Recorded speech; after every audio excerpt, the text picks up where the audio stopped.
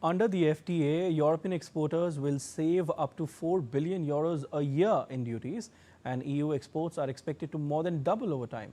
Overall, the FTA is expected to create a free trade zone encompassing almost 2 billion people. And Lars Holter is with Deutsche Welle and joins me from Berlin. Hi Lars, very good afternoon to you. How important is this deal with India for Europe? Lars. Thanks for having me. It's huge. I would argue it's huge for both sides, of course, but looking at this deal from the European side, there are a few numbers that analysts have figured out. They say that Indian imports to the EU are likely to grow by 41%, whereas European exports to India will grow by 65%.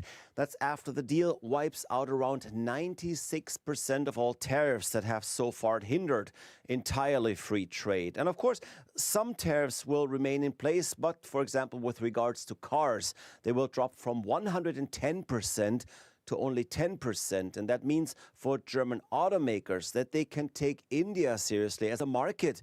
And it means for people in India that a larger number of German and other European models are entering the market and that they will be more affordable. Currently, European cars only have a market share of around 4.5%. And car makers here, one of Europe's most important industries, of course, they are hoping that they can drastically up that number, especially since other markets like China and the United States have become more difficult to work with. However, there are some import quotas in place. That is because India obviously wants to protect its own car industry. Lars, what else is in the deal, that Europeans find more important?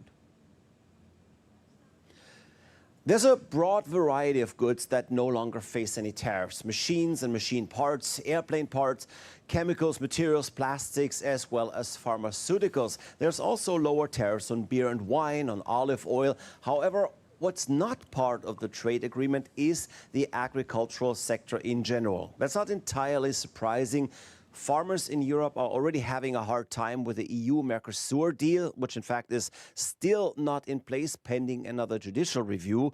But again, farmers were afraid, or are still afraid, of too much competition from the South American countries. It would have been similar for this deal with India, and also the other way around, as you would imagine, as farmers in India are also a hugely important and influential group. And they had also been worrying about EU competition for their products.